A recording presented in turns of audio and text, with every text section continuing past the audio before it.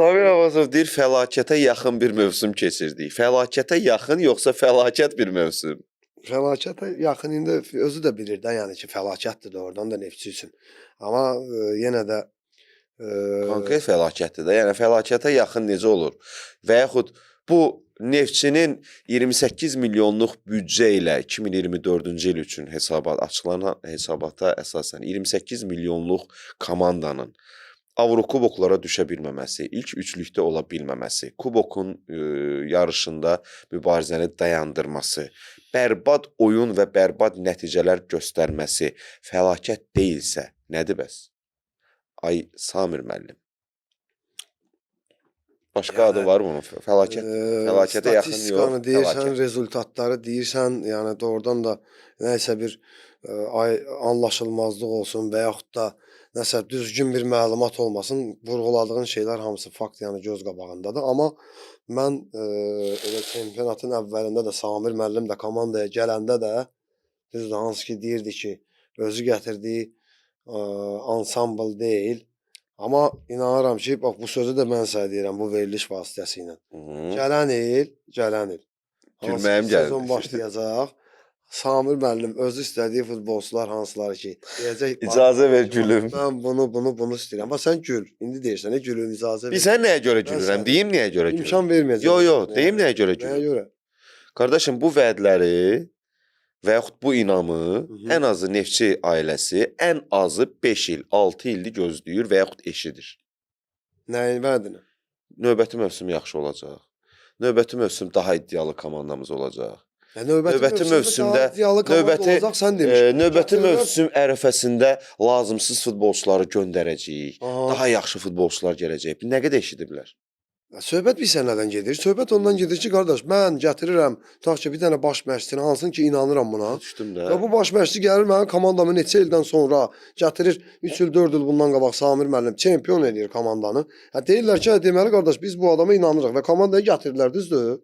Yaxşı. Sənin əlində olan futbolçularla Samir müəllim çalış, neyinsən, elə əlindən gələn bu il biz gedək Avroliqaya. Bu da söz verir, həmin o yükün altına gəlir. Təmizləmə işləri aparılır indidən. Təmizləmə azərbaycan getməlidir. Yəni çempionat gedə-gedə bəlkə də müqaviləsi bitən oyunçulardan Rüstəm Samigolin, Yuri Matyas, Azər Salahlı, Azər Əliyev, Rəhman Hacıyev, Yegor Bagamovski ilə yollar ayrıldı.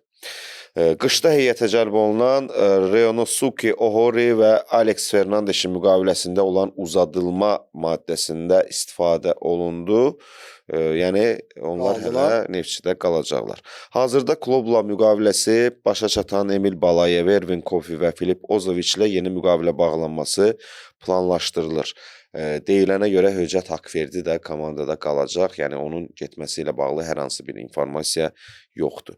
Bax, bu futbolçular, lazımdırsa bir daha təkrarlayayım. Bu futbolçuların hamısı getməli idi ya qalmalı olan futbolçular var idi. Azər Salahlı, Yuri Matyas, Azər Əliyev, Rəhman Hacıyev, Yegor Bagamovski, Rüstəm Samigolin, ehtimal olan Emil Balayev, Ervin Kofi, Filip Ozoviç. Siyahı get-gedə böyüyür, artır. Siyahı get-gedə böyüyür və bu futbolçular əgər gedəcəksə, bu futbolçuların yerini sən həm Azərbaycanlı futbolçu ilə dolduracaqlar. Yerinə yəni 100% sən legioner də gətirməyəcəksən bütün gedənlərin hamısına. Çox güman ki, Azərbaycanlı yerli futbolçularla hansılar ki, daha üstün səviyyədədir, başlayıblar danışıqlara, danışıb onların yerinə kimsə gətirəcəklər. Kimlər getməlidir, kimlər qalmalıdır? Azəri də tanıyıram, Salahlını bir yerdə oynamışlar. Azər yeri gəlmişkən, Azərbaycan çempionatları tarixində yubiley 200-cü oyununa çıxdı. Təbrik edirik. Azər məsələn pis futbolçu deyil. Ola bilər ki, bu sezon tutaq ki, oyunlarında Neftçiyə daha yaxşı tərəfdən belə milliyə də çağırılmış. Əslində Azər Salahlı Samir Abbasovun taktikasına uyğun futbolçudur. Yəni o Keşlədə Interdə oynayanda da eyni sxemdə oynayıb. 3-5-2, 5-3-2 sxeminin oyunçusudur. Lateral mövqedə oynayan oyunçudur. Hücumlara qoşulur. İndi ola bilər ki, bu sezonda Samir müəllim istədiyi səviyyədə və yaxud da özünün performansı biraz aşağı səviyyədə çıxış edib, bu Neftçiyə lazım olan futbolçu deyil. Elə fikirləşirlərsə biz nə Neftçinin rəhbərliyinə, nə Samir müəllimin nəsə işinə müdaxilə edə bilərik.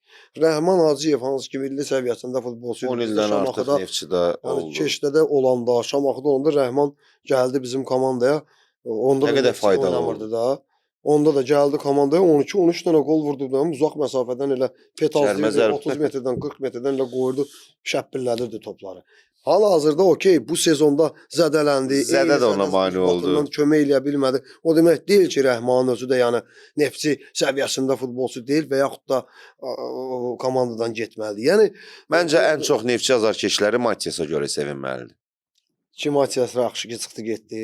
Düzdür, o da indi oyunun nəticəsinə təsir verəcək. Gör nə qədər oyunlarda səhv elədi. Özü də istəmədən də, yəni Özü futbolçudur. də ən çox da Qarabağlı oyundu. Ay sağ ol. Ha.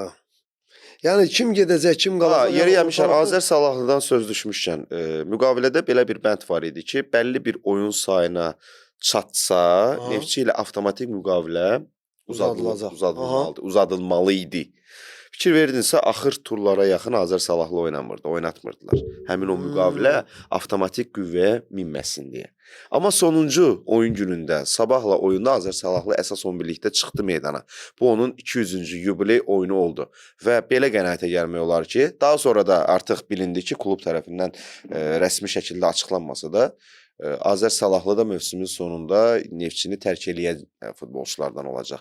Yəqin ki, qarşılıqlı şəkildə razılaşma olub ki, futbolçu da müsbət yanaşıb məsələyə. Hı-hı. Rahat şəkildə təzminatsız gedə bilərəm. Qarşılıqlı razılıq. Ona görə də oyun o sonuncu yubiley maçı həyəcanını ona yaşadıb. Və o ki oyunun nə qədər sayılmış görəsən o saya çatsaydı müqavilə avtomatik uzanacaqdı. Tutaq ki neçə oyuna çıxsa, 15 oyuna, 20 oyuna. Çünki qabaqlar kontraktlar o rəqəm məsələn, yadımdan- oynayanda klublar var idi ki, məsələn Inter komandası. Bir dəqiqə onu mən oynayanda- dəqiqləşdirim. Yəni, mən danışım, sən bax. Aha. Ümumiyyətcə bu professional kontrakt bağlayanda tək futbolçu ilə maaş aldım, podiumla aldım, yəni elə bir şeylər olmur da. Hı-hı. Yəni müəyyən bir bəndlər var. Tutaq ki, komanda Avroliqaya çıxdısa, mən aylıq nə qədər maaş alıramsa, mənim kontraktımın üstünə tutaq ki, filan qədər də məvacib olacaq. Neçə dənə oyuna çıxacamsa, çempionat ərzində 20 dənə oyundan artığa çıxdımsa, 20 dənə oyun oynadımsa, o da mənim kontraktımda əlavə nə qədərsə bonus ödəniləcək. Kontraktında əgər baxıramsa, mən futbolçunu göndərəcəmsə, hansısa klubdan və mən baxıram görürəm ki, bunun oyunların sayı 20-yə çatacaqsa, sonra da 3 tur qalıbsa, mən avtomatik bunu oynadacam. Böyle 20 dənə oyun oynayandan sonra bunun kontraktı qüvvəyə minir. Bildin necə? Və mənim planımda da sən əgər futbolçunu göndərmək istəsən, avtomatik o futbolçunu oynatmayacaqsın. Axıra məsələn oyun qalmış, Hə. 19 dənə oyunu bu, 19-cu oyuna çıxacaq, amma hesabcan bunun 200-cü oyunudur. Başa düşdün necə? İkisi. Mövsüm ərzində 30-40 olur da. Yəni əslində o rəqəm Kubokla bir yerdə 30 desə tur, kubokda belə. Yəni bilmirəm, Azər, yəni futbolçular baxımından kim ki komandadan gedir, yəni onu nə məşqçinin işinə kimsə müdaxilə edə bilər, nə də ki rəhbərliyə isə deyənmərəm ki, bu futbolçular niyə düz elədi, ya düz eləmədi. O futbolçular da elə futbolçulardır ki, Neftçidə oynamayacaq, gedib başqa klubların Bəli, hansındasa 100% oynayacaqlar. Sadəcə olaraq nəyə görə heyfslənirəm? Azər özü də, Rəhman özü də, hansı ki mənim canciyərlərimdir, mənim ikisi də ürəklərimdir. Rəhman heyfslənirəm ki, zədə ucbatından bu sezonda üstə çox iyi. yazıq, Yaxınlarda kömək eləyə bilmədi dialoqumuz olmuşdu, komandaya. söhbətimiz olmuşdu. Ona heyfslənirəm. Onun özü də ən çox zədəsi narahatlığı bəli, baldır əzələsi. Artmışdı da, düzəlirdi, təzədən də artırdı, düzəlirdi, müalicəsini düz eləmirdi. Xronikidir deyəsən. Xroniki bilsən necədir? Qardaş, mən zədələnirəm. Mən baxıram, görürəm düzəlmişəm, onu nəzarət edən fizioterapevt var, ona nəzarət edən həkimlər var. Hansı ki test eləməlidir, yoxlamalıdır, naqruska verməlidir ki, bu görüm oyuna girəndə və yaxud da komanda ilə məşqə girə bilərmi yoxsa yox. Hə, mən öz-özümdə istəyirəm ki, ayağım bombadır, doktor. Çıxdım komanda ilə məşqə, bir dənə məşq, ikinci, üçüncü dəfə naqruska verim, təzədən bir də dartdım oramı. Yəni bir aya düzəlmişdimsə, ikinci dəfə mən oranı təzədən dartıram, gərilir sonra getdi mənim bərpam 3 ay. 3 ayda mən onun bərpa ilə yeyib yatıram. Yeyib yatıramsa çəkim artır. Təzədən 3 aydan sonra qayıdıramsa meydançaya. Bu özdə o qədər incə məqamdır ki, o ayağın hansı ayağın zədəli olmasından da çox şey asılıdır. Məsələn, futbolçu var ki, işlək ayağı soldur. Hava mübarizələri zamanı yerə düşərkən daha çox hansı ayağa güc düşür? Baxır epizoda sağa Arazlamaq üçün, balansı qorumaq üçün. Məsələn, sol ayağın üzərinə düşəndə sol ayağında zədə varsa istər-istəməz o zədə yenidən sağ ayaqlılar əgər sağla oynayırsa, özünü göstərə bilər. Düşürsən dayaq ayağı var, solu var. Sən də solda əgər zədələnirsənsə, onlar da rol oynayır. Şey edirsə, əlbəttə ki, sən ayağı ucu yerə rahat istədiyin kimi basa bilmirsən. Zərbə vurmaq istəyirsən, ayağı belə qoyan kimi səni incidir oradan. Nə bilə hər dəfə beyninə siqnal gəlir ki, ay ağrıyır. Nə pas verə bilirsən, nə udar vura bilirsən, heç də elə bilmirsən.